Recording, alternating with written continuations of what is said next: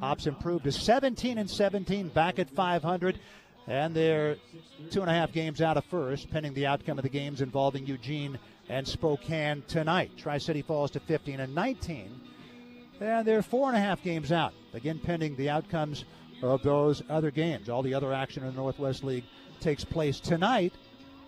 That'll be Vancouver at Spokane at 6:30, Eugene at Everett at 7. Hops even up this 6-game series at a game apiece. And tomorrow, Friday and Saturday, all 6:35 games. Sunday at 1:35. Matt Rickert will have the call to the rest of the series as I'm headed off to Eugene for Pac-12 Network TV assignment, Oregon against Washington State.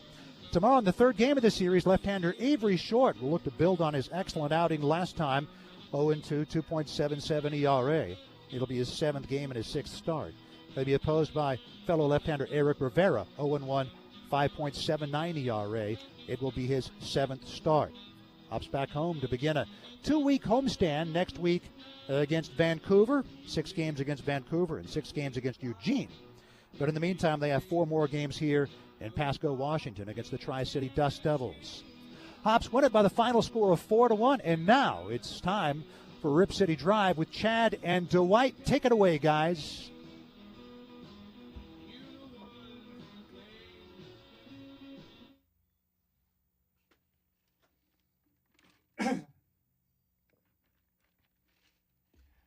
Well, big thanks to Rich Burke.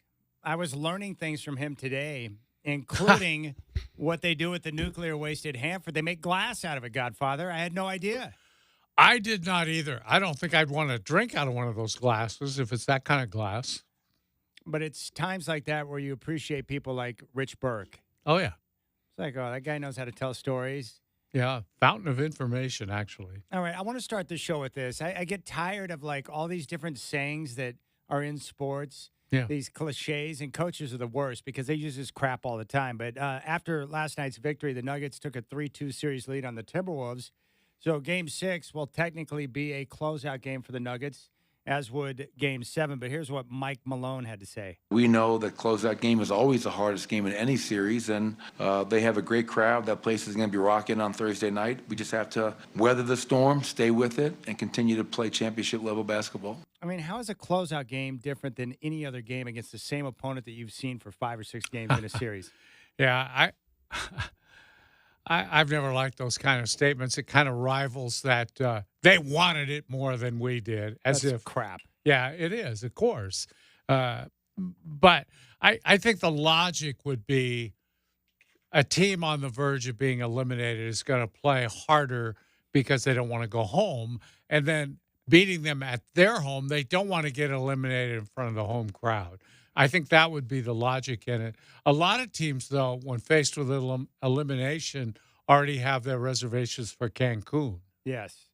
Well, I don't buy into that at all. The only reason why this game might be a little bit harder for Denver is because they're playing a road game in Minnesota against a very good defensive team.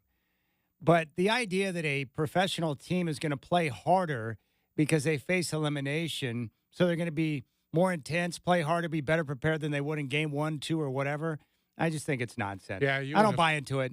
Whatever, Coach Malone. I know you like Michael. I'm going to call you Mike because you're kind of prickly and I don't like it, but I think that stuff's garbage. You know, you would think that they played that hard all the time. Yeah. The one that bothers me, though, is this whole – and it gets worse instead of better. Momentum. Yes. They got the momentum now. Oh, look at the momentum. Well, the problem with momentum is that you can't prove it. I'm not even sure it exists. I don't think it does. So the debate will go on. But the idea that momentum shifted or they're looking for some momentum, you can't prove it. It's not provable. So I'm just not comfortable with the momentum game. But that stuff gets used all the time. There are great debates that have been had on momentum. But one thing we can discuss, and Michael Malone certainly did, was the play of Nikola Jokic last night. 40 points, 7 rebounds, and 13 assists. Yeah, he doesn't need to be nudged, man. That's Nikola Jokic. He's 1-9, 3-time MVP. I don't have to nudge him. He reads the game, and I trust him 1,000%. All right, so what's been the key for Denver? They were terrible in games 1 and 2, and Jokic had 11 turnovers through 2 games. He was struggling, and then all of a sudden, game 3, after 3 days of rest, they started to figure it out. And last night, not only did he have 40 points, 7 rebounds, 13 assists, but 0 turnovers.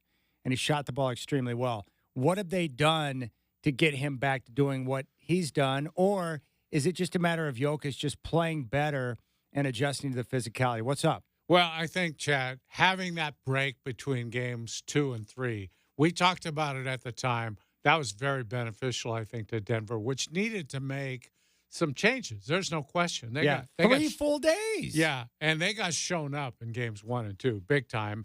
And they were embarrassed, I think, about the way they played. And certainly as the leader of that team and the MVP of the league, Jokic probably took that more personal than anybody else did.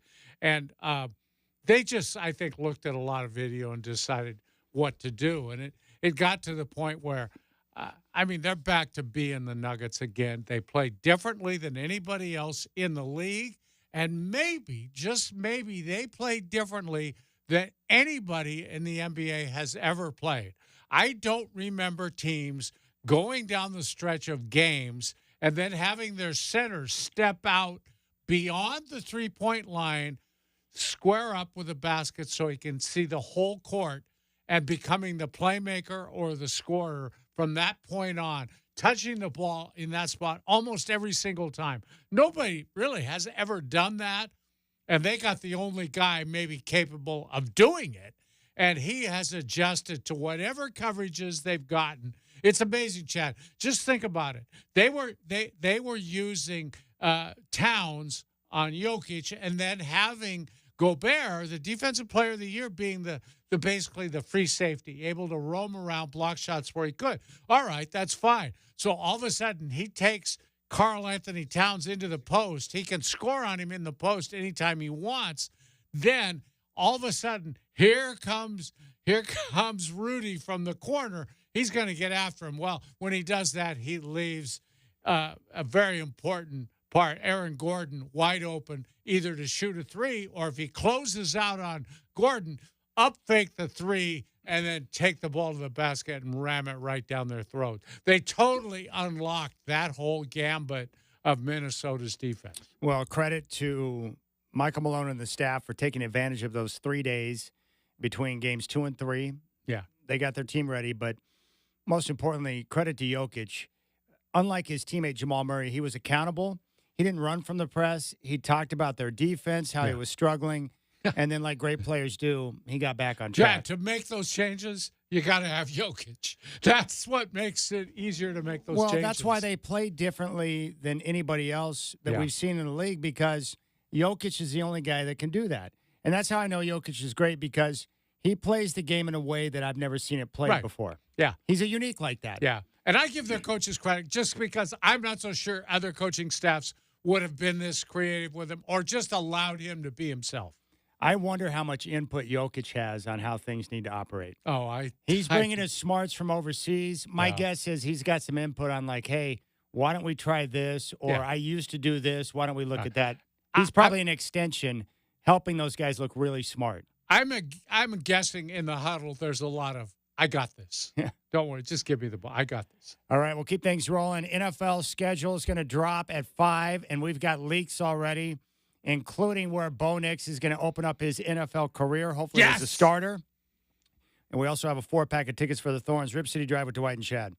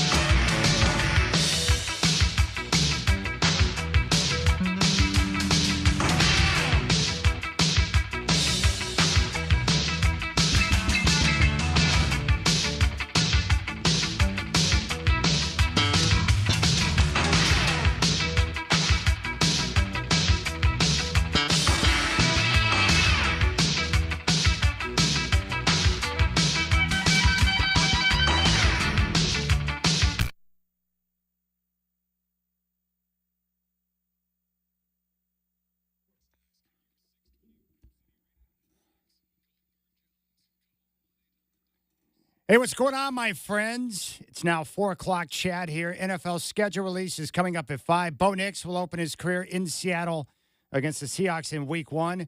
And then Russell Wilson will return to Denver in Week 2 to meet Sean Payton, Bo Nix, and the Broncos with the Steelers. We'll have more on the schedules coming up at 5 o'clock. NBA playoff doubleheader tonight at 4 on TNT. The Celtics look to close out the Cavaliers in Boston.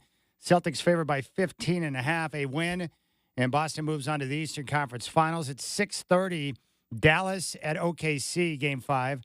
That series is tied up at 2. Thunder are favored by 4.5. Last night, Jokic led the Nuggets over the Timberwolves with 40 points, 7 rebounds, and 13 assists. No turnovers. Denver took a 3-2 series lead after the game. Michael Malone. Yeah, he doesn't need to be nudged, man. That's Nikola Jokic. He's 1-9, 3-time MVP. I don't have to nudge him. He reads the game, and I trust him 1,000%. Dwight and Chad coming at you right now. A bucket here, you're in the driver's seat. Christian in the corner, KC3. Yeah! The Rip City Drive with Dwight and Chad, presented by Lazy Boy. What is your strategy for comfort? There's the horn in Denver! Let's go, baby! Denver takes a 3-2 lead on Minnesota. They win it tonight by a final of 112-97. 2:45 to go in the first. They throw a double team at Brunson. Passes out of it to McBride. Right corner. Hart fires away. Knocks it down. Knicks lead 29-25. A 9-0 run. 2-0 pitch. And Olsen nails one high in the air. Deep right center field. And is gone. 3-run home run. And a wrecking ball into the bullpen for Matt Olson. It's 7-0 Braves here in the 4th. Strap in. The Rip City Drive with Dwight and Chad starts now.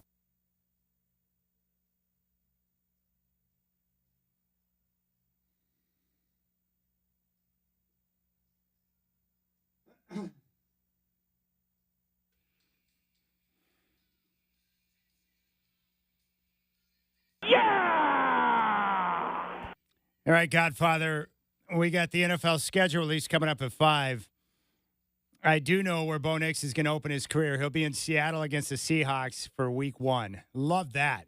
Absolutely love it. And the leak that's coming out right now, I get my wish, not Week 1, but Week 2 early in the season. Russell Wilson and the Steelers going to Denver to meet Sean Payton and Bo Nix and the Broncos. So the return of Russ, Bo Nix, Sean Payton, beautiful sunshine in Colorado in early September. That is spectacular. You'll be on the scene for that one. I'm going to be on the scene for that one. My buddy Josh has already purchased his plane tickets. I alerted him to the leak, and so we're all over that. And the Broncos are going to open up a certain portion of single-game tickets after the schedule drops today, so we'll be able to get our ducats and get locked in for that trip. That's what I wanted to ask you. How hard is it to get tickets for a game like that? It's not difficult. Really? Basically, anything is easy depending on how much you want to pay. Oh, That's yeah. really what it comes down to. Yeah, I understand that. But Yeah. seriously, what I've learned over time, I prefer to sit in the upper tank now to see the whole field. And I've been doing that now at college football games for a long time. The upper tank, you get around the 40-yard line. It's perfection. You can see everything, and you're not paying, $500-600 a seat, which is nice. Yeah. So you get a more of a discounted price. I've also learned that with concerts. Sitting on the floor is overrated. I'd rather be up high where I don't have people blocking me, standing up, and the sound is the same. So Yeah. I've just learned and adjusted over time that closer does not always equal better.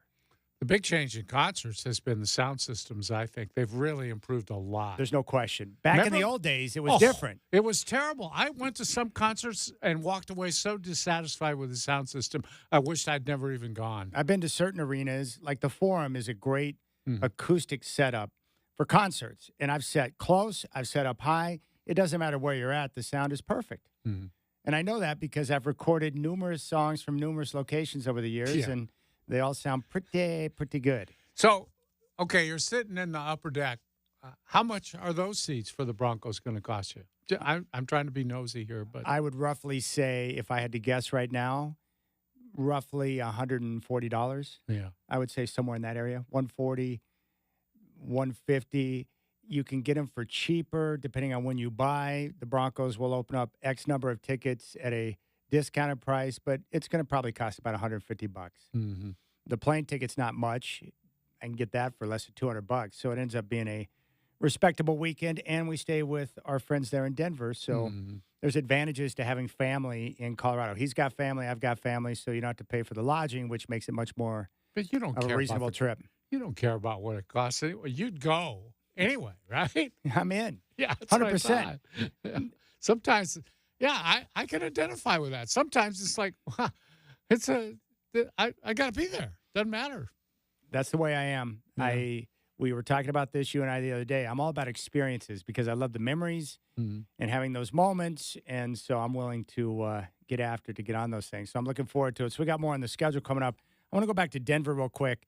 You were talking about Jokic and you know the way that he attacked that Minnesota defense. I thought it was truly impressive. But how about the flip side where Denver finally was able to cut off all the lanes and really do a good job of protecting the rim last night, limiting Anthony Edwards. What did you think about Denver's defensive effort? Something we had not seen against Ant so far in this series. I thought it was unbelievably impressive how they were able to get double teams to him wherever he caught the ball.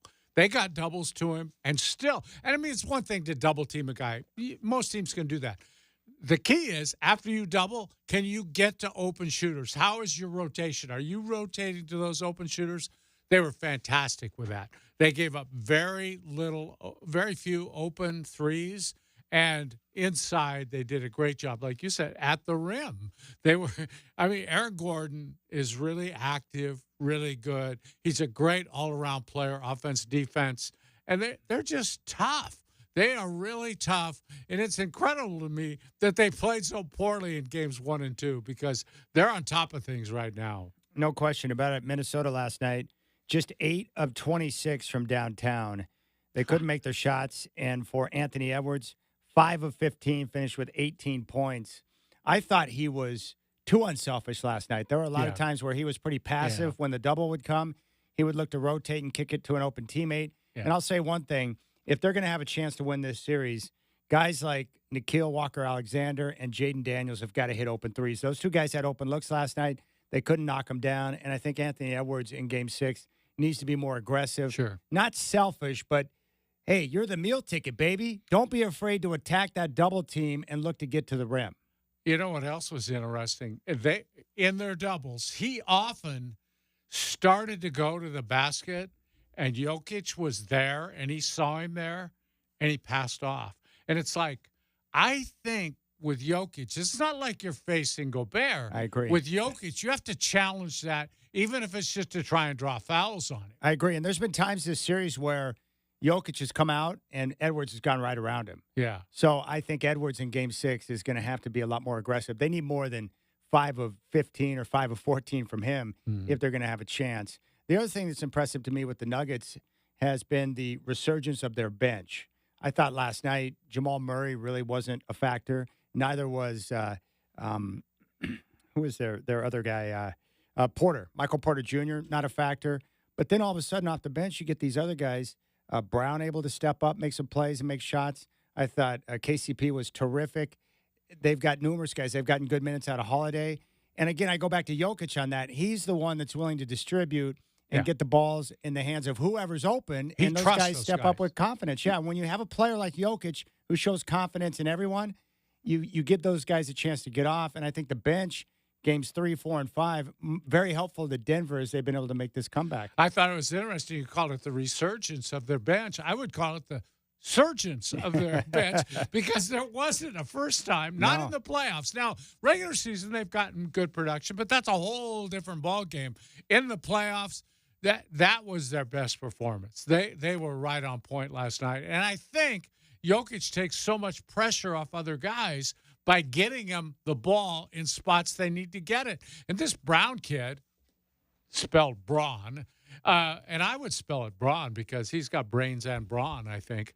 And he can make all kinds of mistakes. He plays wild, a little bit out of control. And Malone goes crazy on him sometimes. He does. He's screaming at him half the time. But they keep him in the game, and he usually comes back with something good. And I kind of like that he's undeterred by his failure. And you kind of have to be that way to be a pro athlete. Here's the one thing I've learned about basketball over the years of watching it. I know Rudy Gobert's taking a lot of heat right now. Look, when you have a great player, great offense, Oh, always, in every single situation, always Absolutely. trumps great defense. yeah. It doesn't matter how good Minnesota is defensively as a team or how good Rudy Gobert is. When Jokic is playing like that, you ain't stopping the guy. It's impossible. Well, I used to travel with Steve Jones a lot when he was doing the analyst work for the Trailblazers. Yeah. That was one of his big points in the playoffs. He would tell me, I get so sick of people talking about defense wins championships. Offense wins championships, and people aren't realizing it. But I'll take the best offensive players every time, and they'll beat your great defense. Yeah. And he was right, all in all. There's no doubt. Take a listen to Anthony Edwards after the game last night talking about Jokic. Yeah, and just, I just laugh. That's all I can do. I mean, I can't be mad because he good, man. I think I said that after game 1 when we won, and game 2. Like, he the MVP, he's the best player in the NBA. And he showed it the last 3 games in a row. And, tonight, and he was special tonight. I got to give him his flowers. It was, I mean, I don't know. I don't know what we're supposed to do. Yeah, he was that guy tonight. Yeah. I don't know what we're supposed to do. I respect Edwards for being that honest, too. You don't hear a lot of guys that are open with praise for their opponents, but he's right. And they have to figure out a way to beat him, even though they're facing the best player in the game. That's just a simple fact, right? Yes. And I've seen great players over the course of time. Larry Bird on a heater against the Lakers, who are a great defensive team under Pat Riley. No matter what they did, the double team or which guy they put on him, Michael Cooper, the great defender, didn't matter. Well, Same thing went for Jordan against the Pistons and the Bad Boys. It didn't matter. Yeah, I got your Jordan rules right here. Yeah. And he stuffed them, That's what great offensive players do. And Jokic last night was sensational. He played a great game. And most importantly, what I love the most, no turnovers, because he was struggling through the end of the series against the Lakers into the beginning of the series against Minnesota. He was sloppy with the basketball, having issues with the turnovers. And last night, he was clean, setting up teammates, making shots, getting in the right position, and making the right play. 0 turnovers. 0. He went 40 points, 7 boards, 13 assists, and no turnovers. Yeah, 13 assists with no turnovers is just about impossible. And he made 15 of 22 from the floor. Yeah. And that also includes 2 of 3 from downtown. And he's a center. That 1-3 he took over Gobert was a skyscraper. Yes. He's got that weird Larry Bird type delivery where he cocks the ball way behind his head. Mm-hmm. You can't block his shot. It looks ridiculous when he shoots sometimes, and then it just swishes right in. Rainbow. Comes down with snow on it. He's crazy. All right, when we come back, we've got to get to a few things. One, we'll discuss the Knicks and Pacers. Classic Indiana last night. Oh, God. Defense awful, no show, no intensity, and they were taking on a battered Knicks team that kicked their ass. We got to get to that. And then we'll take a look at Tom Brady, his comments coming out of the roast, and then also Bronny James. I got to admit, I like Bronny. Yeah. I like him, and I think he he's had some very good likable. comments. Very likable guy, and not an easy spot for him to be in, being the son of LeBron. So we've got that coming up. Lance Christensen from ALS Northwest going to join us in studio at 5:20, and we have some tickets we're going to give away next as well for the Portland Thorns. They're taking on Carolina on June 8th at Providence Park. Your chance to win's coming up next, courtesy of the Rip City Drive with Dwight and Chad.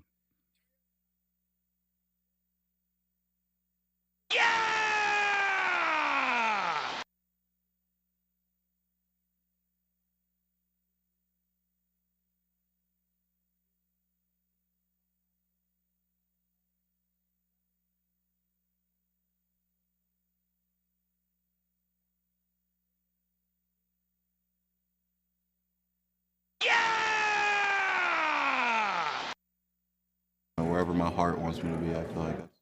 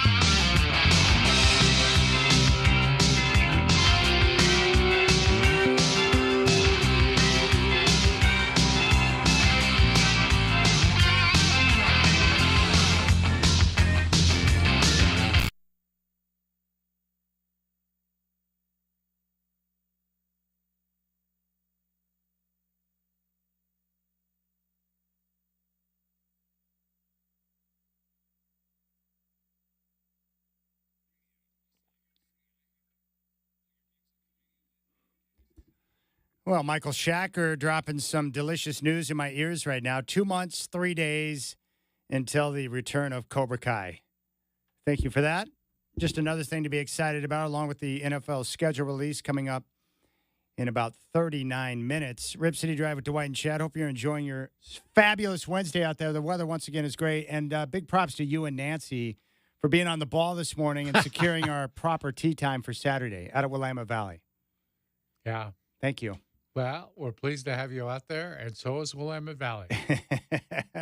You'll be quite the celebrity out there. I'll try to keep the autograph hounds away from you best I can. If I show up wearing shades, it's just because I'm trying to keep a low profile, so I appreciate that. You never try to keep a low profile. That is true, too. I want to play this for you. The roast of Tom Brady, it made big-time headlines, and it was the talk for several days, and that happens when you have slow times in sports. But Tom Brady may be having second thoughts on the roast. Here are some comments he made after the fact, having a chance to look back and think about the roast. Take a listen. You know, like I said, I loved when the jokes were about me. I thought they were so fun. I didn't like the way that it affected my kids. There you go. There's Tom Brady, not pleased with the way the roast impacted his kids. And I'm probably the only guy on the planet that feels this way. Maybe you're with me on this, Godfather, but the roast to me was over the top. Too much foul language, too much foul everything. Just over the top. And so I didn't find it enjoyable. There were a couple of parts that I thought were pretty funny, but I just can only take so much blue before I'm out. I just check out. I'm like, I don't need this. I don't want this. I don't desire this. It's not my cup of tea. And I was actually pleased to hear Tom Brady say that in retrospect, because if you're his kids, there are a lot of bad things being said about mom and dad. I totally agree with that, Chad. I felt it was way too blue. A lot of very gratuitous swearing just for the sake of, I can get away with using this word, so I'm going to use it. With no real, and look, you know I'm not a prude, and I don't really think you are either. Although you're not much of a guy who swears very often. I never hear it, but I do in certain situations to make a point or to emphasize something or for humor. This was way, way too much. And seriously, when you're talking about when people are making fun of your ex-wife or your girlfriend or whatever, your ex-wife's boyfriend, your kids are hearing that. Yeah. Shouldn't you have thought of that before you decided to do this? Yeah, that's the hard part is regardless of what mom and dad are done, they're still mom and dad to their kids. Yes. Very important people in the lives of the children. So I can understand why Tom Brady's looking back now and saying, yeah, that was probably a little bit too much. But you made a good point to me before the show. And this is the one part that I think Tom's really got to take a long look at as he continues to move forward in his broadcasting career.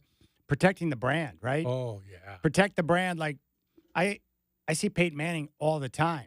But you only see what Peyton Manning wants you to see. Absolutely. Great point. And Tom Brady's got to learn to do the same thing. You don't want the focus to be on your love life or your ex-wife or your girlfriend before you dumped her and then went to your wife or that whole situation. Your you just don't need that. sexuality, all of that stuff that was discussed. Yes, all of that. So you don't need that because he's about to be the big-time front man for Fox. He's going to be their number one analyst. And I don't think Fox could have liked what went on in that roast. Well, I don't know. I thought about that. Do they care? Does it bother them? Or is Tom Brady just so big and so massive as a superstar that it just doesn't matter? Like some people have a star that's so bright that it just doesn't matter regardless. And I think he's that way now. Now, wait till they get him on television and the broadcaster critics start in on him a little bit because he'll be a little rough at the beginning, I'm sure. Will. My guess for Tom, if I had to take a guess, he'll probably start out a little bit rough, but he's so dedicated to whatever he does, and he's very anal about getting it right. He'll work tirelessly to make sure that he nails it. Yeah. Because he doesn't want to be looked at as a guy who can't do it. Sure. He's not good enough. He's not doing a good enough job. My only question for him as a broadcaster, will he have the ability to criticize players, guys that he knows, when it's time to criticize, or to be critical of a particular play, a decision, especially with the quarterbacks? And he knows most of those guys because he's not too far removed from the game. That's really what takes you to that next level. That's why Troy Aikman has developed into a very good analyst, because he's not afraid to be critical when it calls for it. Not take cheap shots, but be critical of play or coaching decisions when it's right. And I think that's key. You've got to be able to do that to be a big-time analyst working for a network like Fox that has all the games, and eventually he'll be on a Super Bowl. Yeah, now let me ask you this, because I'm curious, and I'm really asking this question because I don't know, but sometimes Brady comes across to me as kind of surprisingly naive about things because he spends so much time in football, and he doesn't – I don't know that he's ever had much going on besides football. There have been times there where I think he's had tunnel vision. Should he have been more aware of what a roast is like? Because if you don't watch him, and I know he's thinking, oh, man, they're going to get up and make fun of me. Well, it's a whole lot worse than that. And those of us who have watched Jeffrey Ross go at people, I mean, we know what they're like. I don't know that he really knew that. Well, it's possible that he was a little naive, maybe. I doubt it, but he does live in a bubble, right? If you're Tom Brady, you live a different life in a different stratosphere than you and I do, or basically everyone else on the planet, except for a few elite members of that type of club, because Tom Brady's got his own life, his own focus, which is primarily football, which has been for most of his life, and he's working out, going to the film room, hanging around with his teammates, being in a locker room. So it's a different type of life. And now that he's moving into the next phase, it's got to be a little bit weird for him. But he also has smart people around him, and he's got a team of people around him that should be able to tell him, like, hey, this is going to get pretty rough. So my guess is that he probably knows or knew going in what it was going to be like. But after the fact, with criticism, it's like, yeah, I wish that we would have done a little bit differently because of the impact on my kids. I just think Tom Brady's a little bit too smart and detail-oriented not to know what he's getting himself into when it comes to a roast. See, I thought it was weird, too. I watched that thing. They never did say, you know, and they had a full house for this thing in a big venue. Yeah. Nobody ever said profits from this are going to go to this charity or that charity. Certainly Tom Brady doesn't need the money. Who got the money? Netflix? I mean, I never heard that. And it seemed kind of strange to me. Why are we doing this? Why is he doing this? Usually an athlete will do something like this for charity. Well, at least we knew LeBron James, after the fact, did the decision all for the kids. It was all about the kids. It was all about the children. Girls Club. Yeah. So there you go. There's Tom Brady. Yeah. After the fact, looks back and thought, yeah, maybe we should have skipped a few of those jokes in the roast. Yeah. It would be very weird. Like, I don't know what it's like for his kids, but maybe everyone's got a dad. Like, if I heard someone taking shots at my dad, even in a joking fashion, it would be very difficult for me to listen to. It would hurt your feelings. Yeah, I'd be pissed off. I'd be like, that's my dad. As kids, especially that age, formative years and all that, their feelings were easily hurt. And you think, well, they weren't watching. You know, it's too late. It was Netflix. Believe me, in today's world, the next day, their friends were sending them clips. That's a good point. I still think the most impressive part of the roast is the fact that Tom Brady was willing to open himself up to that type of criticism and joking and stuff. I didn't think he had it in him, but he did. And so he actually earned points with me for the fact that he was willing to lay himself out there in the open like that. I didn't think that was a Tom Brady type of thing to do, but he did it, and he makes himself a little more human and likable by doing those type of things. That's what I love so much about Peyton Manning. He can laugh at himself. He and his brother crack one another constantly on TV. It's the best. Tastefully, though. Yeah. Not a bunch of F-bombs or talking about your wife or this or that or whatever. But, they're always cracking one another. I like that. Okay, I want you to hear this. Bronny James. Now, I'm got to say this, Godfather. Not the biggest fan of LeBron. But I like his son, Bronny James, and I try to put myself in his shoes. I can't imagine what it's like being LeBron James' son. And being a basketball player, being LeBron James' son, because your father is a megastar, one of the best basketball players of all time, and you're walking in his footsteps to be a basketball player. So there are times where people are going to look at him and be like, well, why can't you just do it like your dad? And that's hard. Yeah. So he's trying to develop his own identity, to be his own man, to be his own basketball player. And he had a chance to talk after one of the practice days at the Combine that's going on in Chicago right now, the draft coming up at the end of June. But here's a couple of minutes where he talks about a little bit of everything. And it starts out with someone asking him, like, what's something that you want some of these GMs to know about you? And here's what Bronny had to say. That I'm a genuine person. I've gotten a lot of lessons and stuff from my mom and my dad. But also just like putting that Bronny James narrative out there more is instead of, just being LeBron James' son. I think that's really important for me. Now, with that being said, does that motivate you a little bit? Because, there's when your father said last year, I want to play with my son, and everyone's like, oh, teams are going to draft him so his father could come. I mean, does that basically look, I'm more than just a way to get my pop? Does that Yeah, for sure. That's one of the many motivation factors that I, go off of, including all the negativity and hate that I receive. But yeah, that's for sure one of the. Yeah.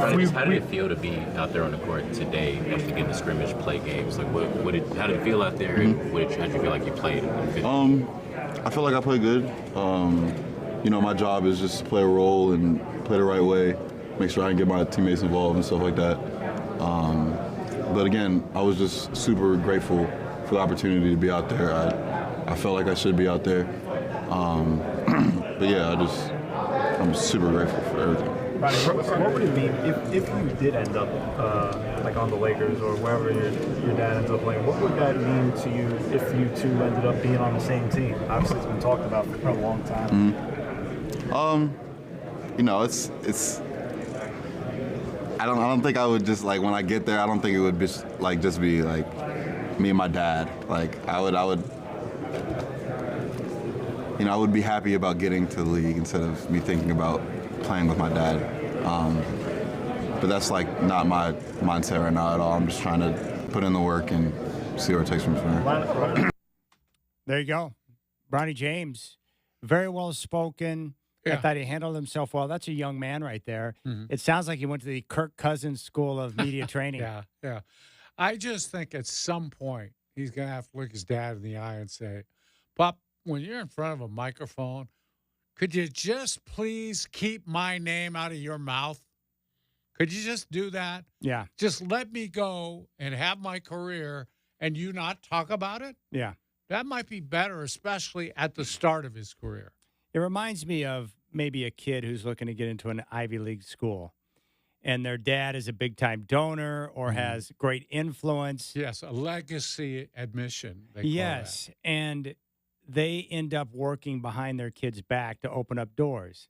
And the kid's like, no, I want to do it on my own merit, based on my own work, and I don't want your help to be able to do that. And I feel like Bronny's in the same boat where it's like he's just looking to get into the NBA.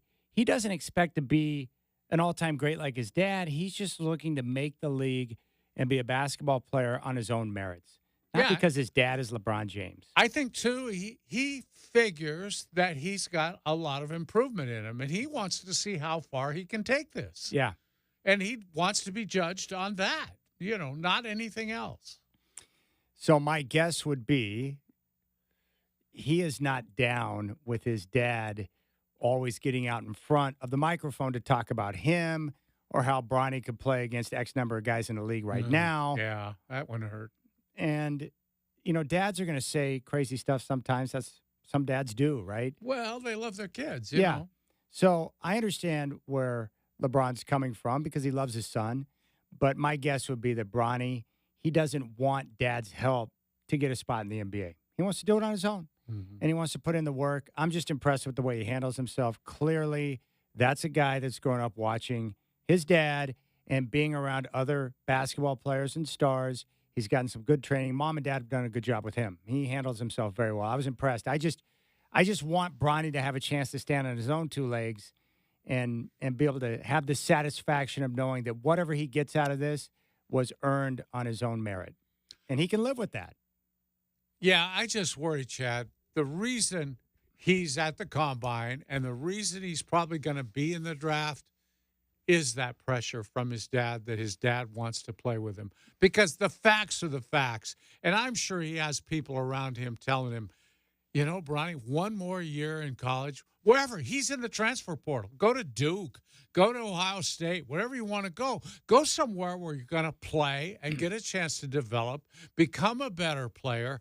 Next draft might be better for you than this one because most scouts are saying he's not ready. And I know how this works. We've all been there before.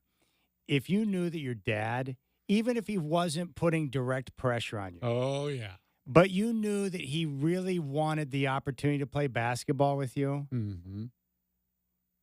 How often have you done something that you didn't necessarily want to do, but you did it because you wanted your dad to be proud of you? Especially at that age. Yes, it's important. I did the same thing. My main motivation that drove me to get through college was because I wanted to make my dad proud. Because I wanted to graduate from college for him.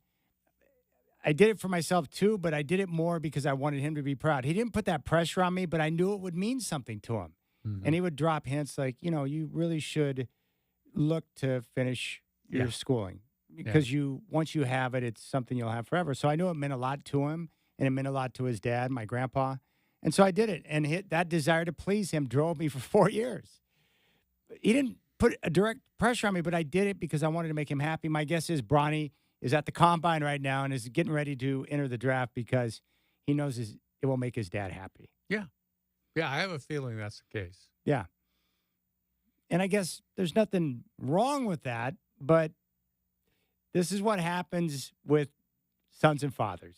I mean, how you did that before. I'm sure there's something you did too where you maybe didn't really want to, but you knew it would make your dad proud. I had a chance to get into professional baseball in a really good spot, but I would have to have left college before my senior year. Yeah. My dad said, that's fine. You can do what you want, but don't expect to get the same welcome at home if you come back after that. I want you to be the first one in this family to graduate college. So you graduated from college? Eventually. Yeah. It took a while, yes. Yeah, I did. Mm. Yeah, that's the situation Bronny's in right now. Yeah. My concern for Bronny long term is the respect of his teammates and the guys he competes against in the NBA. Mm-hmm. Because if they believe that you got your spot or you're playing only because you're LeBron's son, that could go bad for him because you have a target on your back. I don't want that to happen to him either, right? Just like Doc Rivers' son, Austin, getting playing time, getting a big contract. Because of his father. We say it all the time. Yeah. His dad took care of him. Yeah. Other players didn't like that. So that's the situation. It's weird. All right, we'll keep things rolling here on the Rip City Drive. Lance Christensen going to join us to talk about the ALS Northwest Walk or Roll coming up. 2 different spots in Vancouver and Portland. He'll join us here in studio at 5:20. And when we come back here on the Rip City Drive, we're going to talk about the start times for playoff games. Apparently, these East Coast folk having a rough time with it, and my heart breaks for them. Yeah, I'm sure it does. Okay, if you'd like to go see the Portland Thorns at Providence Park taking on Carolina on June 8th, we have a 4-pack of tickets. So if you call right now, first caller through, 503-248-0620. 503. Yeah! 503-248-0620 is your telephone number. First caller through gets a 4-pack of tickets for the Portland Thorns. Yeah!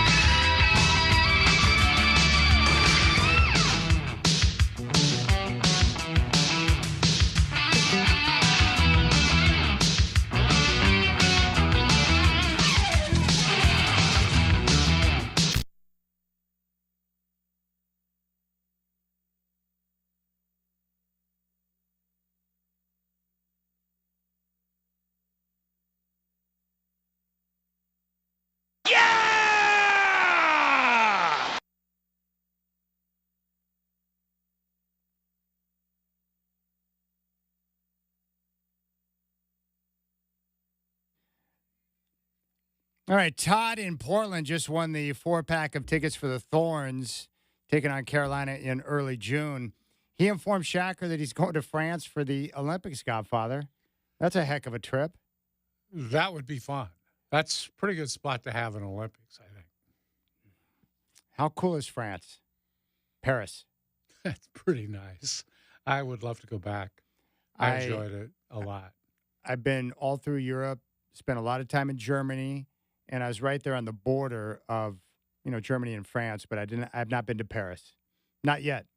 I am looking at a potential trip to Greece in, I think, November, late October, early November, potentially. So we'll see how things shake out. I've never been there either. So options, opportunities. Paris, a lot to see, and the food is great. I'm sure the food is fabulous. I just want to go see the French Open. That's what I care about. Yeah, that's the reason we'd like to go to. And this year would be the best year to do it because it might be the last time we see Rafi, the greatest clay court player in the history of the world. And he also has more French Open titles than anyone by a country mile. It'd probably be the last time he plays in it. I think you're right about that. He's just about done, it looks like, physically. Yeah. But good enough to still win the French Open. Probably. Yes. Yeah. He's a different type of player on the clay. All right. I didn't know until you informed me of this today, but a lot of controversy circling around right now because last night the poor Timberwolves had to host a home game that started roughly around 9:30 local time. Knicks and Pacers tipped off at just after 5 Pacific, after about 10 to 12 minutes past the hour of 8 in New York, which meant a late start in Minnesota and a later start in Denver for the game. Doesn't have an impact on us because we're in the West Coast. We have the best viewing times for all sporting events. NFL at 10 a.m. on Sundays. Yeah. Primetime basketball games at 7 or 7:30. So we're not impacted by this, but why is this such a problem for everybody else? Well, because it's really late. And the idea being that you'd like to have kids be able to see your games. And they've always criticized baseball for starting late like this. Yeah. Because they feel it's shutting out kids and kids aren't growing up to be baseball fans. Well, it could have the same effect in basketball. At least that's the argument. I would also say it's interesting to me what with the NBA still wanting big ratings numbers now because they're still, depending on who you read, still negotiating TV contracts long term. Yeah. And while this sets up perfectly in the East for the Knicks game, they're having to watch the Minnesota game very late. And the Minnesota-Denver game, I believe, would be a bigger game for people to watch, except the ones living in New York or who are Knicks fans in the Eastern time zone, because that's a great series. And I think everybody's enthralled by those two teams matching up. I don't think there's any question it's the most fun series to be watching. But in terms of just TV and ratings, the main focus should be on the second and the biggest market in the country, New York, right? So you put that game at the best possible time to get the biggest number you can. Yeah, if it draws bigger numbers than the entire Eastern Seaboard, including Boston, Washington, all of Florida, the South. What I'm saying is I think the Knicks and the Pacers probably drew a better number than Denver and Minnesota last night because of in New York or overall? Overall. Huh. Yeah, I don't doubt that at all. It was awfully early in the western part of the country. And the main reason why is that Knicks fans are everywhere. Yeah. They're everywhere. It's New York. Knicks fans are everywhere. New York fans have traveled and moved to different places in the country. And I hate to say this, but no one gives a flying rip about the Timberwolves. No one. No one cares about them. Anthony Edwards is great, and he's a budding superstar, but no one cares about the Timberwolves. And Denver, while Denver is on the rise, they just won a championship. I think they're probably getting more people to jump on their bandwagon. They're not a big brand in the NBA like the New York Knicks are. That's it. So you put the Knicks in a primetime spot because of the Knicks and because they're in the largest market in the country. That's probably what they did it for. That's all. Knowing that if you put them in the primetime spot with a larger fan base, with New Yorkers spread across the country. Maybe that's why they did it, Godfather. Yeah, well, the New Yorkers in the Western, like the West Coast, aren't going to do them any good because the game's too early. You don't want to start that early, or you'd start that early in New York if you wanted to, but I don't know. I don't know what their rating was. Well, but why do you think are you troubled by this? I'm confused. No. I just think, look, I'm looking What's at the it from- problem? I'm What's the looking at issue? it from the global point of view. You're looking at it from the Chad Doing point of view. No, I'm not. I'm Yeah, looking you at are. it from the NBA No, point of view. you tell me all that. They don't give a rip about the people in New York and how late those games start. No. I don't care about East Coasters whining because they have games that start Okay. too late out there. Yeah. You're right. I don't care about them. I live on the West Coast. Yeah. I have the best sports viewing in the world. I'm talking specifically about the start times for the games. The NBA. Well, Charles Barkley was very put out about it. I don't didn't care know about that Charles till Barkley. today. It's fake outrage. It's all bull crap. Okay. But I just think the league needs to be cognizant of that fact. All the other leagues try to do that. They try to make the games accessible for everyone. Okay, but what are they trying to? I'm asking you a specific question. Put the games on two different ESPN and TNT. Each host a game. That way, They don't if want to the- do that. Well, if the Knicks get that big record, then what's the problem? People will watch the Knicks. They'll get their big number. Then the people who want to watch the other game can watch the other game. I don't want the games on at the same time. Why can't we watch Not one the- game and then watch the other? Well, yeah, but they start them usually in the earlier rounds so that you might miss the last 5 minutes of a blowout game on one station and then see the start of the other. Or I don't care to see the first 10 minutes of the first quarter on another game. It doesn't matter. I know, but I'll go back to the original question. Why do you think the league had a purpose behind starting the game at 5 in New York? Why are they doing that? Well, probably to get the New York number, I guess. That would be my sense. It's possible the league would make a mistake with something like that. I don't think they're infallible. Well, I can give you 20 reasons why they're not infallible. They're led by Adam Silver. That's their biggest problem. Yeah. But they've been doing this kind of stuff for years, where they split up playoff games once they get past the first round. We have one game, and then the other game starts, so you get them in standalone situations. I don't want those games running at the same time. I want to be able to watch. I don't want to be split. I don't have to split my time between games or watch two screens at the same time. I like having one game into the other. I think that's cool. Yeah. I don't care. I don't care about missing the first 10 minutes of one game. I can watch it. I don't care about people on the East Coast. I live on the West Coast, man. We have the best access to TV viewing. All right, when we come back, NFL schedule drops, and that's going to include a Bo Nix update.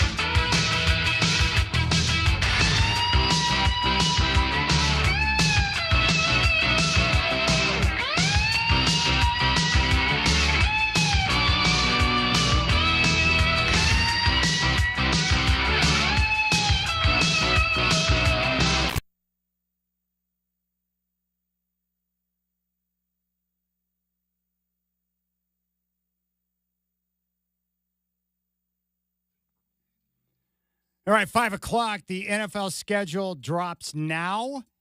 And we do have some leaks out. Bo Nix is going to open up his career in Seattle against the Seahawks week 1.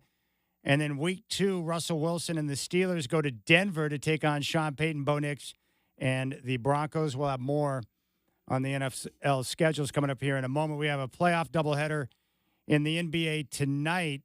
The Celtics right now looking to close out the Cavs. They lead 51-48 with 2 minutes to play in the first half. And then coming up at 6:30, Dallas is in Oklahoma City. That series is tied at 2. The Thunder tonight favored by 4.5. Last night, the Nuggets behind Jokic, 40 points, 7 rebounds, 13 assists, and no turnovers. They top the Timberwolves and take a 3-2 series lead with Game 6 coming up tomorrow. More of the Rip City Drive with Dwight and Chad coming at you right now. Lance Christensen, ALS Northwest, in studio at 5:20.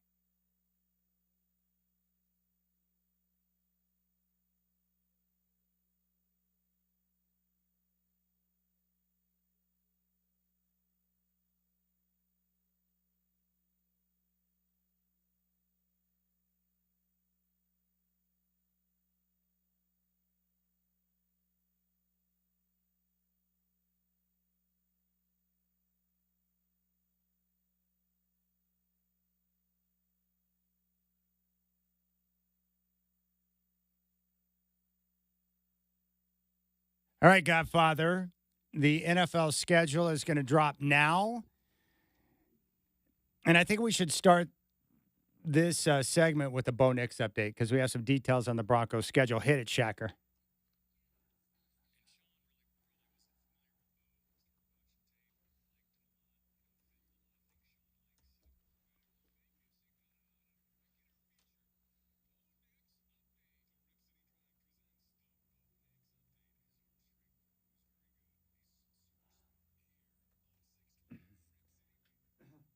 All right, there's Sean Payton talking about his wonderful arm strength and his smarts.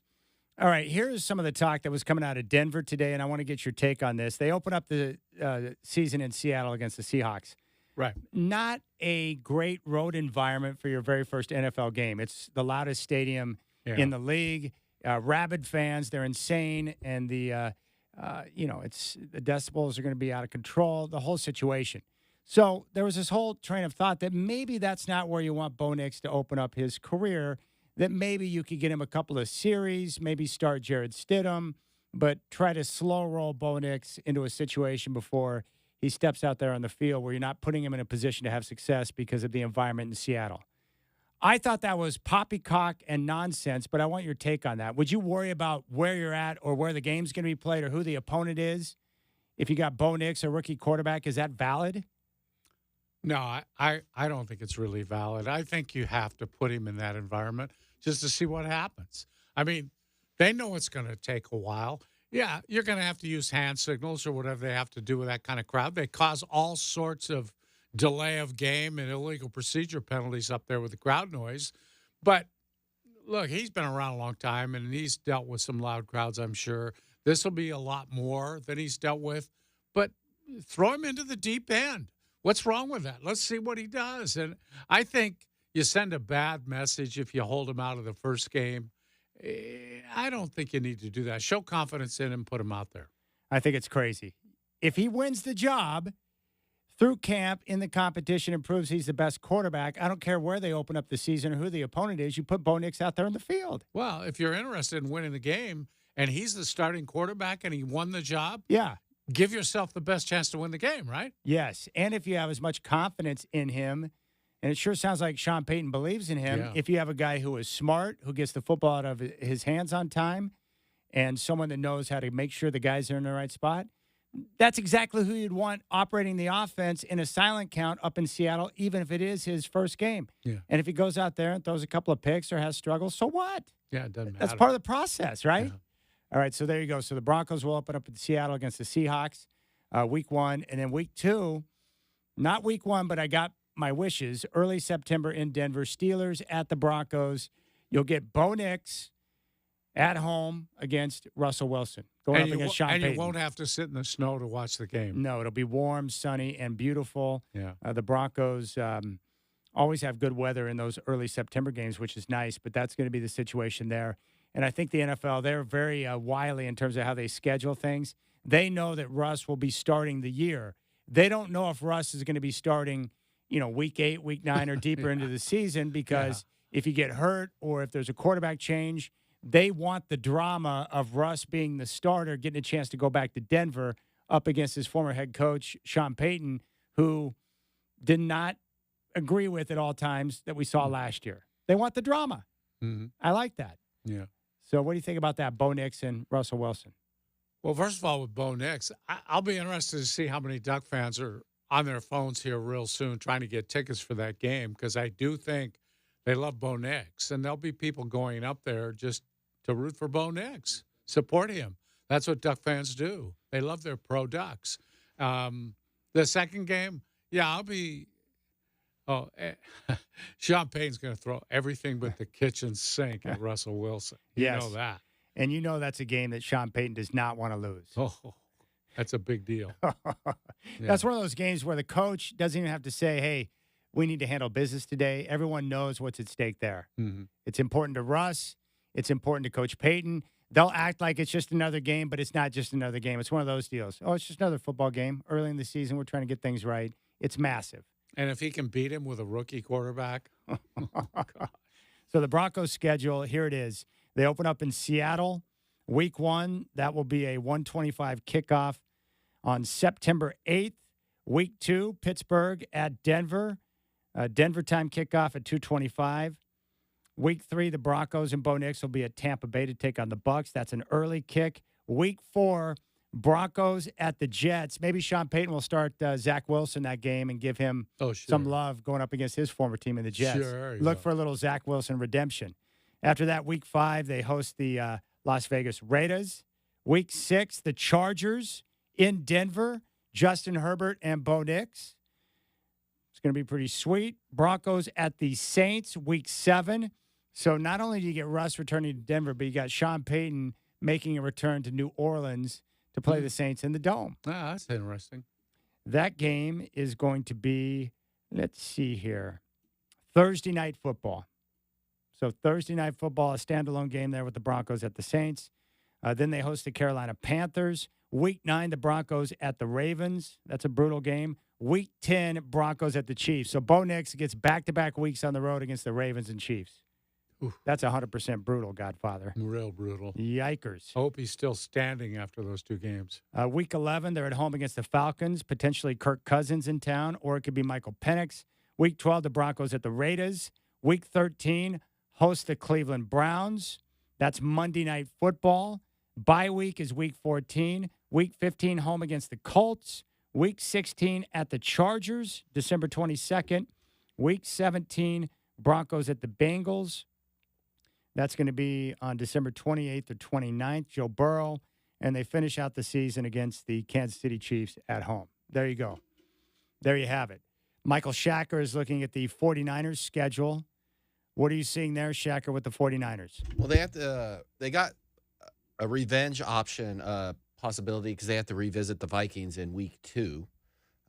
We already talked about the Jets in week 1. And then they also host the Cowboys, if you remember that stomp from last year. So that should be easy. But I'm looking ahead at Thanksgiving. What do you think Dolphins-Packers to finish out the triple header on Thanksgiving with Raiders-Chiefs on Black Friday? I like it. I like it a lot.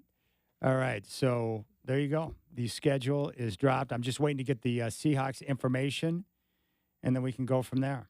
I mean, what are the biggest things you look at when it comes to a schedule release, Godfather, whether it be NBA, NFL? Obviously, the players want to know when the bye week is, right? Do we have any games overseas? When's the bye week? When am I going to have some time off and get a chance to rest? Yeah, I think you look at bye weeks for sure. You look at international to find out what poor souls have to get on a plane and fly 15 hours or whatever to get to their games. Then I think you look at those Christmas Day games. You look at the Thanksgiving. I always look at the Thanksgiving games because those are the games I'm sure people are going to be gathered around the TV set. That's what you do on Thanksgiving pretty much nowadays. And Christmas is becoming that too. So those holiday games are big. Yeah. I wanted to look up when exactly that game in Brazil is to make sure I don't watch it because I'm just in protest of having a game in Brazil. It makes no sense to me. Yeah. But I just think it's tragic to put a game in Brazil. Well. I understand Germany. They love it. They love it in Germany. That's going to become their place. They'll be playing there every year, I think. All right, here's the Seahawks schedule. Their preseason slate is going to open up against the L.A. Chargers.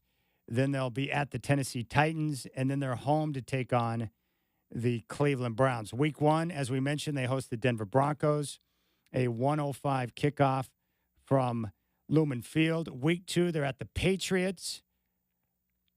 Week 3, the Hawks host the Miami Dolphins, so Tua making a trip up to Seattle. Week 4, Monday Night Football at Detroit against the Lions. Hold it. So they're home, then they go to New England, then they come home, and then they got to go back to Detroit. Yes, that's brutal. Golly. Why not just have the 2 Eastern games somewhat, like back to back? But think about that travel there. At New England, home to take on the Dolphins, and then you travel for a Monday Night Football game in Detroit against one of the best teams in football. That's crazy. That's a tough stretch. Yeah. Look for the Hawks to be fatigued week 4 at the Lions. Then they're back home week 5 against the Giants, a Sunday 1:25 kick. Week 6, Thursday Night Football, they host the San Francisco 49ers. Week 7, early kickoff at Atlanta against the Falcons. Week 8, they're home against the Buffalo Bills, a 1:05 kick on October 27th. Week 9, they host the LA Rams, a 1:25 kick on November 3rd. The Hawks' bye week is week 10. Coming off the bye, they're in San Francisco to meet the 49ers, a 1:05 kick. That's on a break, Fox. getting the bye before the 49er game. No question. More time to prepare. Yeah. And for a physical football team that you're going to play, Right. getting that extra rest time is critical. Week 12, host the Arizona Cardinals. Week 13, the Hawks are in New York to take on the Jets. Week 14, they're at Arizona to take on the Cardinals. And then week 15, back home for the Packers. They close out the schedule with a home game against the Vikings on December 22nd. Week 17 in Chicago to take on Caleb Williams and the Bears. And they close out the season at the Rams. So there you go for the Hawks. As Dwight mentioned, a difficult stretch to start the year with the travel, with games at New England, home against Miami, at Detroit. But they get their bye week positioned right in the middle of the season, week 10. I mean, that's a pretty good bye time. You don't want your bye to come too early or too late, but week 10, that's a pretty good separation there, which comes right before the 49er game. All right, there you go. So if you care about where I'm going to be, I'll be in Denver week 2 for Russ making his return to take on Sean Payton and the Broncos. What else do you see that you'd like to go to? Oh, for the Broncos? Yeah. Well, let's see here. In terms of interest. How about the Charger game? Yeah, I considered going to a Charger game a couple of years ago. I'm sure glad I didn't. But this year down in L.A., the reason why going to a Charger game is attractive is that the stadium's right there in Inglewood, which is right by the airport. So you can fly in. Stay at the airport hotel. Stay at the airport hotel, and you're close to the stadium, so it's easy access. But December 22nd is not a good time because that's right around Christmas, which makes travel time difficult with family and all that other stuff going on. Great point. So there you go. So go ahead. Have you been to the new stadium in L.A.? I can't remember if you have or not. I have not been inside of it, but when I was down there to watch the Eagles at the Forum, I walked around the stadium and checked it out. It's spectacular. That's what I've heard. I've also heard what a pain in the butt it is to get there. Really a lot of traffic problems, parking problems. I don't even know where. I think someone told me that Ubers have to drop you off quite a ways from the stadium. Well, that's what I would do if I were going to take an Uber. I would have them drop me off in the neighborhood across the way, and I would just walk over to make it easier. That area, though, with the stadium, I've been down there prior to the arrival of the football stadium. Yes.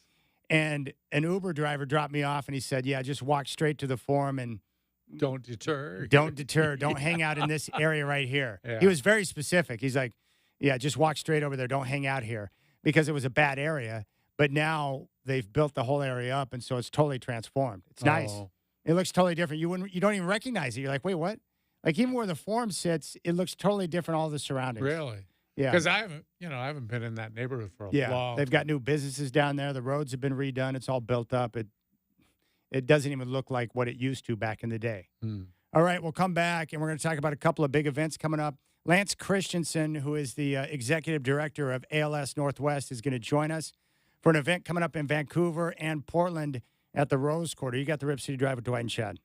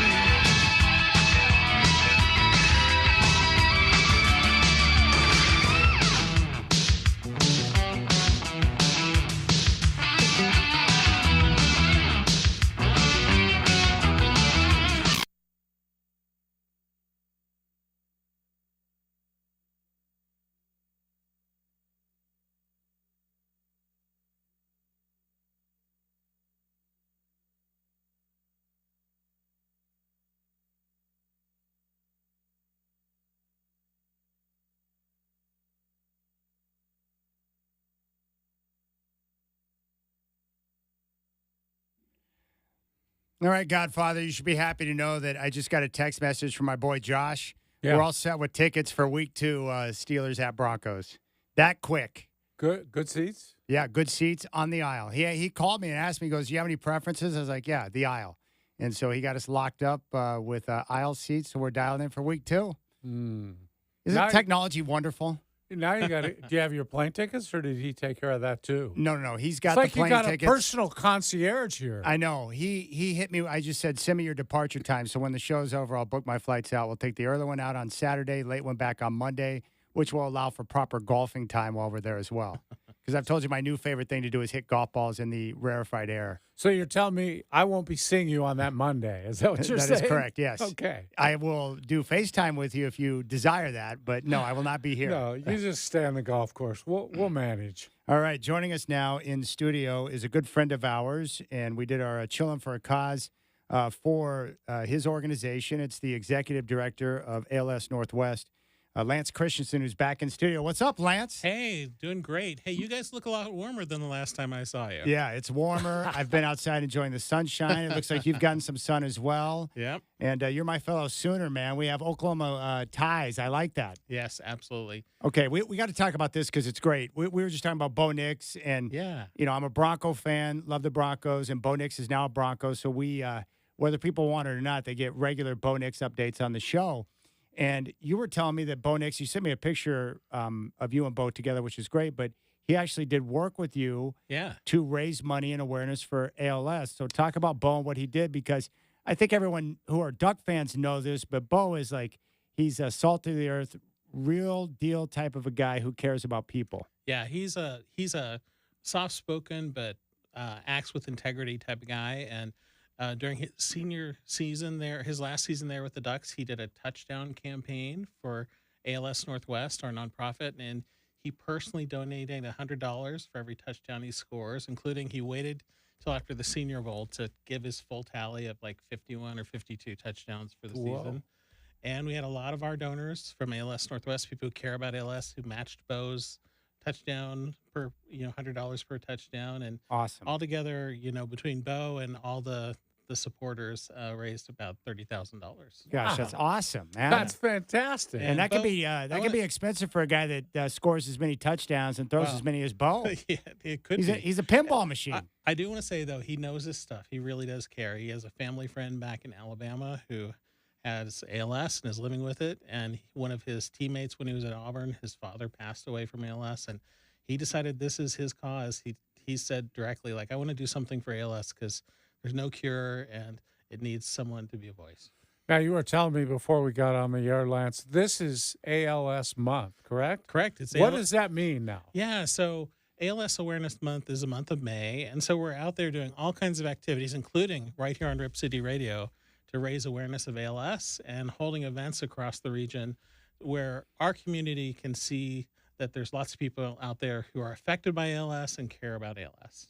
That's awesome. Another person you've had a contact with, former Sooner, now Oregon Duck, Dylan Gabriel. That's right. What was your impression on Gabriel? And I want to know from you, what's it like for you when you see younger adults getting involved to do things to help the community? Yeah. No, I also had a great opportunity to meet Dylan Gabriel. He's as a Sooner fan, I think the Ducks fans are going to be very happy with his. He's very soft-spoken, but also a great leader and great performer on the field. And very similar to Bo in that. Absolutely. But, another reasons Bo got involved is there was a 21-year-old who was diagnosed with ALS, who was an intern in the athletics department at the U of O. And Bo got to meet that young man who's living with ALS, and it also inspired him to want to do even more.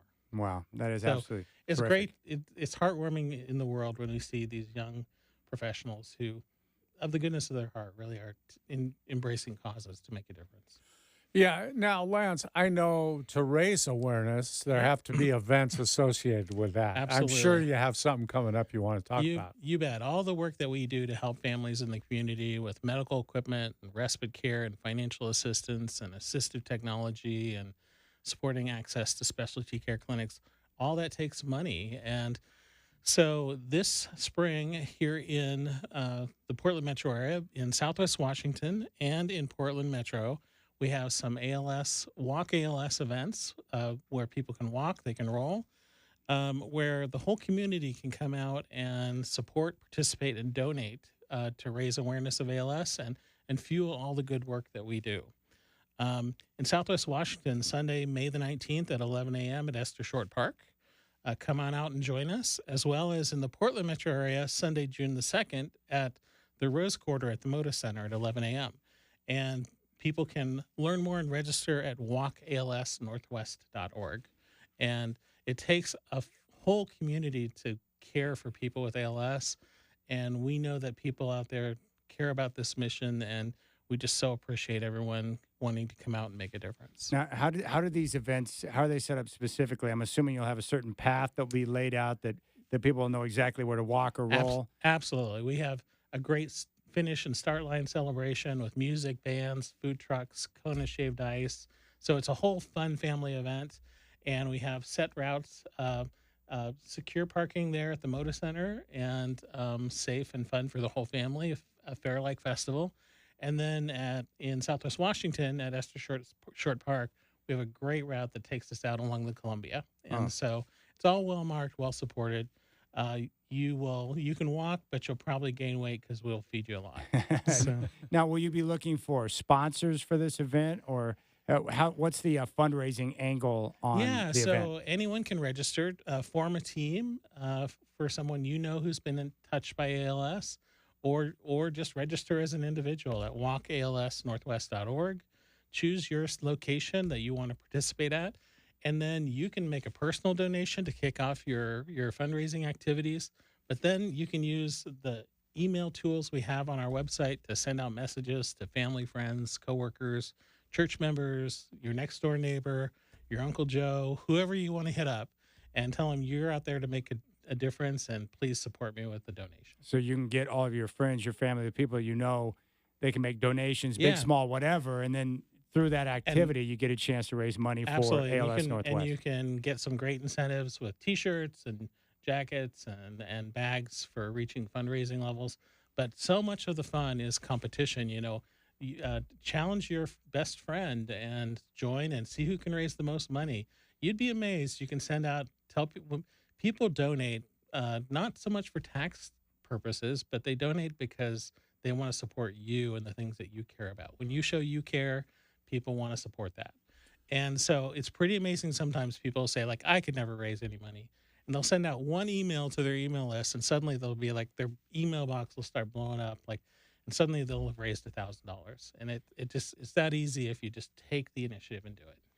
And Lance, last time you were in, we chatted about where that money goes, and I was just blown away by all of the help you do for people suffering through this and their families. Yeah. But there's a lot involved with where this money's going, right? Not only, I'm sure, research to try and solve the problems, but then treatment too, right? Absolutely. I mean, the key thing is meeting people where they're at in the community across Oregon and Southwest Washington, having people who can go in and meet with families, help assess what their needs are, what they need support with, and then practical things like medical equipment, financial assistance, assistive technology, funding so people can get transportation, support groups, education, and just helping people navigate a really challenging and difficult diagnosis.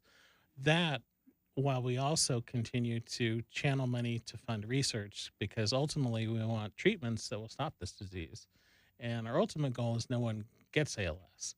But until we have that cure, which is still in the future, we have to keep doing everything we can to help people right now living with ALS.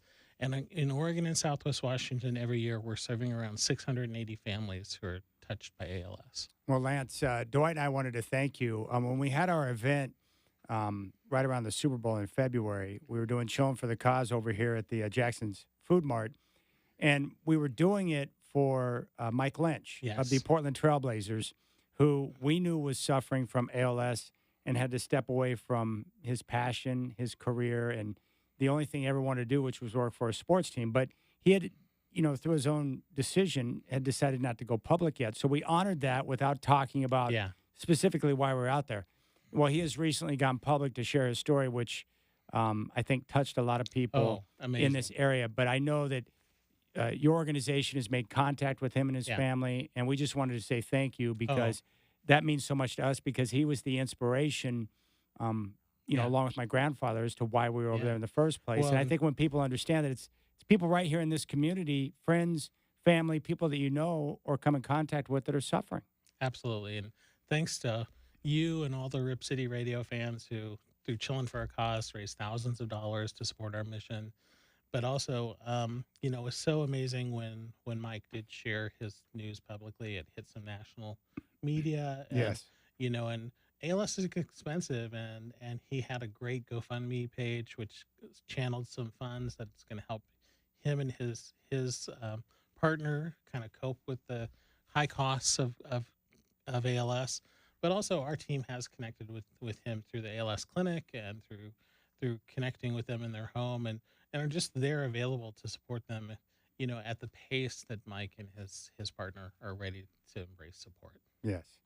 Well, let's go back to some of the basics for those who are hearing this for the very first time.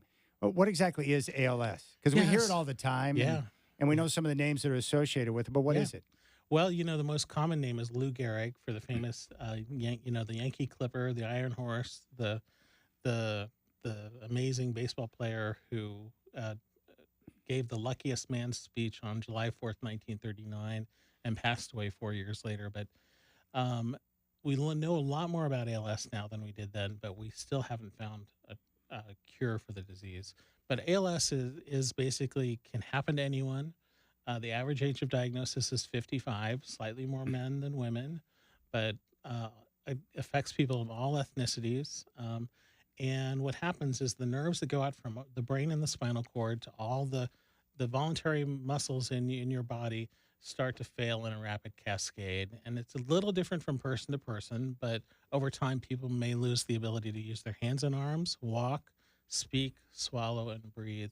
And unfortunately, for most people, it's fatal within 2 to 4 years. While there are some people who can live much longer, and there's some people who live a much shorter amount of time, but the average is 2 to 4 years. Gosh, it's a quick and rapid.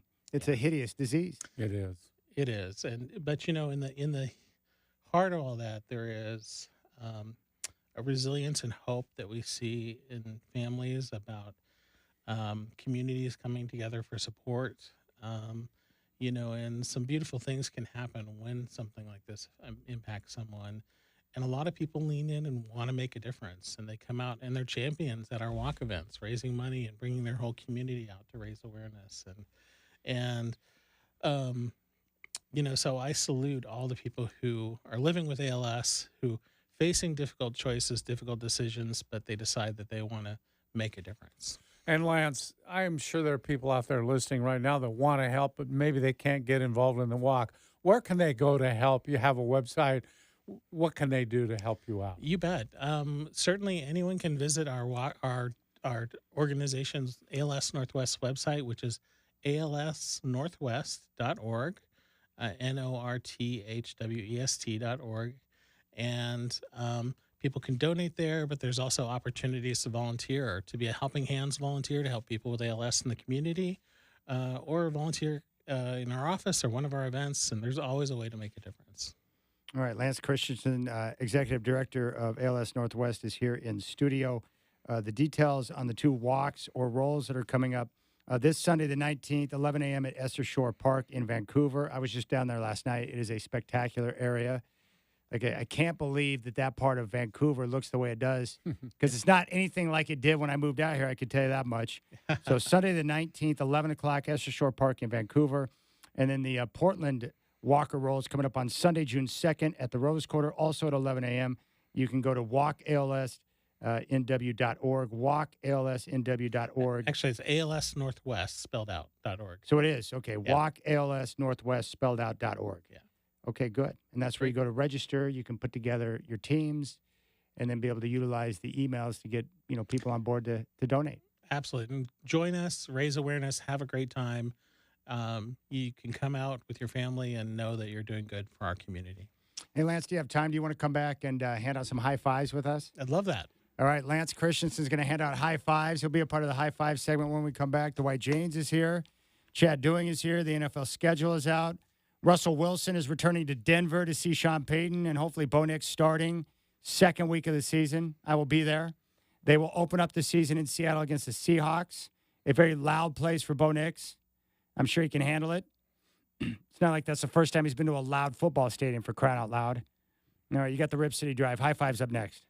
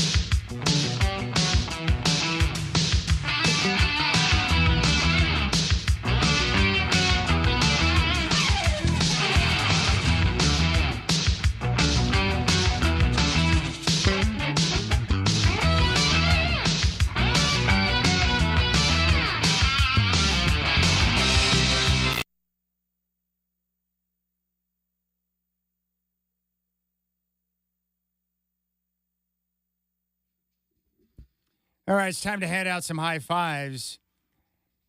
And today we're also going to hand out a rest in peace. Michael Shacker, you can kick this off. You came into the studio and said, hey, can I hand out a rest in peace? And I said, sure. So what do we got? What's up? Yeah, I want to give a rest in peace to the Oregon Black Bears. Rest in peace. The new Arena Football team with the new, like the third time Arena Football League came around. Yeah. They have been dropped by the league. The 16-team league is now going to 10. The Oregon Black Bears are no more. There you go. Heard Isn't that that. sad, Godfather? Yeah, you know, it's interesting. You had to tell people who they are. That might have had something to do with them not making it. Remember when the news broke last summer that we found out Salem was getting a team? Yeah. And no one in Salem knew about it? Yeah. Wow. They're That's gone. sad. Sorry. Rest in peace, Oregon Black Bears. Godfather, you got any high fives you want to hand out? I'll tell you what, I got to give mine to Bo Nix. We got the news today. Bo's very involved with the ALS, and I love that. It's a great thing for a kid in college to get involved with. And, oh, by the way, gets to open his season with Denver in Seattle. There you go. All right. Well, let's go to Lance. Lance, high five to anyone or anything. The stage is yours. Who would you like to give a high five to? Well, on a sports note, I would like to give a high five to Ducks quarterback Dylan Gabriel, who fans are going to love and be surprised by his leadership and determination and skill. On a professional work level, I want to give a shout out to my entire team at ALS Northwest, the hardworking professionals who are out there helping people in the community with ALS, but also raising the funds so that we can do all the work that we do. Okay. How many people are on your team? How many people are on your team? 17. All right, I want to give out 17 high fives, one for everyone.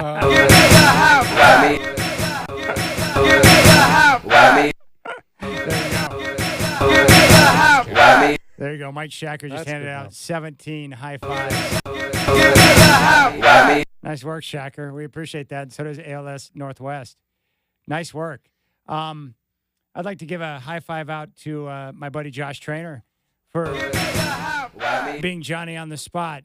He hit me up. He said, I hit him with the leak. I said, hey, Pittsburgh's going to be in Denver week 2. And he hit me back like 5 minutes later. Already bought the tickets. First flight out on Saturday. Last one back on Monday. And I was like, cool. And now we got tickets already. Yeah! If I could give one more high five, Yes. it's to former Coug, former New Orleans Saints, Steve Gleason, who's living with ALS, runs an amazing nonprofit that helps people, but also just published a memoir of his life with ALS. It's on the New York Times bestsellers list. Oh, wow. And it's a remarkable read and great story. So check it out. Did we set a record for high fives today, Godfather? It'll stand forever, I think. I hope. I'm kind of tired of hearing that. You like that sounder, don't you? No, I don't. Oh, my goodness. So you've been to 2 Oklahoma-Texas games? I have. At the Cotton Bowl? Yes. During the Texas State Fair? Texas State Fair. The stadium's divided at the 50-yard line, half Crimson and Cream, the other half burnt orange. And let me just say, these two fan bases, while they respect each other, there's not a lot of love there. Yeah. And although as a Sooner fan, it's pretty silly that the Texas fans get upset with the downwards hook'em horns. Yeah, they get upset with that. They do. I have not been to that game yet. It's been killing me. That's a game I've got to see before I die in person. And what a rivalry that is. And you can get anything under the sun fried. That's what I was going to ask you about. The Texas State Fair The best. is famous for all that food. Everything you'd ever want is fried, right? Fried Twinkies, fried ice cream. Oreos? Fried Oreos. I think they fried butter. I have had a fried Twinkie. Yeah. Pretty good. Is it pretty money? It's pretty good, yeah. When I was younger and I would go to some of these Mexican restaurants, I'd get the fried ice cream when I was done. That's good stuff. I was amazed. I'm like, how do they keep the ice cream like ice cream in the center of that shell that's been deep fried? It blew me away. Yeah. Oh, my goodness. That's cool that you've been able to do that. Yeah, it's amazing. And it's definitely, there are signature games across college football that, would be once in a lifetime things to do, like a Michigan-Ohio State game or, Auburn, Alabama. But the Texas-Oklahoma game is a great one. And that traditional. Happy it's going to continue on into the future. Yeah, me too. Now, which part of Oklahoma did you grow up in? Oklahoma City. Oklahoma City. Yeah. Born So and my parents were born in Ponca City. That's where my grandma and grandpa lived. Yeah. Both my both sets of grandparents lived in Ponca City. A little bit closer to Tulsa there, but that's all right. And then I lived right outside of Tulsa in Manford. And yeah, so half my family went to Oklahoma State, the other half went to Oklahoma. So there's a lot of split households in the Doing family. Yep, some orange and black versus some crimson and cream, and you just agreed not to talk about it at Thanksgiving. No doubt about it. All right, so the events that are coming up, and you got to know about this. Coming up this Sunday at Esther Shore Park in Vancouver, 11 o'clock is the Walker Roll. And then Sunday, June 2nd at the Rose Quarter, 11 o'clock, Walker Roll. And this is a pretty big event for you guys every year because we're in the middle of ALS month. Absolutely. And these events will have hundreds of people. The Portland Walk will have, several thousand people there, but it's a great, fun family atmosphere. Walk ALS Northwest.org and come out and join us and make a difference. And it makes a big difference for our community. Dwight, when was the last time you were down in downtown Vancouver? Oh, not that long ago, Recently? Chad. We go down there. We go to the waterfront. Yeah. You have to park downtown sometimes and walk down there. But you like it? Oh, the waterfront is spectacular. It's what Portland should have done decades ago. Yeah. Beautiful. I was down there last night, hit 13 coins. Well, that must had dinner down there. Was it good? Pretty good. Yeah. And Kaylee wanted Salt and Straw, so we walked around the corner to go to Salt and Straw, Sure. but the line was wrapped around the block. And I was like, do we really need ice cream that bad, honey? And she goes, no. So we took off. It was too long. But there were people all over the place down there on a Tuesday night. Mm-hmm. But that's it. Does when I grew up here, they had the Lucky Brewery down there. Yeah. Remember that Lucky Lager and stuff? It was all like industrial, but It was they've very transformed the entire industrial. area. Yeah. I think it's great that they're doing a walk down there. Absolutely. That whole area around the river and stuff. Can you Meanwhile, believe that? Portland has that whole waterfront that's just basically nothing. Yeah, it's totally different now. Who would have thought that, if you would have told me 25 years ago that, hey, one day the Vancouver waterfront's going to rival that of Portland, I'd be like, you're crazy. Have you been over there? Have you seen it? Are you kidding me? Yeah. Oh, my goodness. Now, do you have an NFL team you follow, Lance? No, I'm a college football fan. College football. So I'm going to support anyone who is playing against the Dallas Cowboys. Okay. Now, that's a interesting. frequent, we hear that once in a while, yeah. That's great. My uncle was a former referee in the old Southwest Conference. So he told me that it was pretty, even back then in the late 70s, early 80s, that fans and coaches, they were brutal on the refs back then. It's been like that forever, Godfather. Yeah. Yeah, it's always going to be that way, too. That's I'm not going to afraid. change either. Yeah, I'm surprised because I would have thought you would have said, no, I'm a Cowboy fan. No. You know what? You were. It's sort of a litmus test. You either are a Cowboy fan or you're not. And the era I grew up in, I was sort of a Terry Bradshaw, Lynn Swann Steelers fan. Yeah. But all the great teams of the past decades. And of course you got to be. Since I've been out on the West Coast a long time, I'm a big San Francisco 49er fan and watched all their runs to great championships, and they're looking great again for the coming year. And, that ALS connection back, San Francisco 49er great Dwight Clark unfortunately passed away from ALS. That's And right. The famous catch in the playoffs that that he won, and so another reason for me to support the 49ers.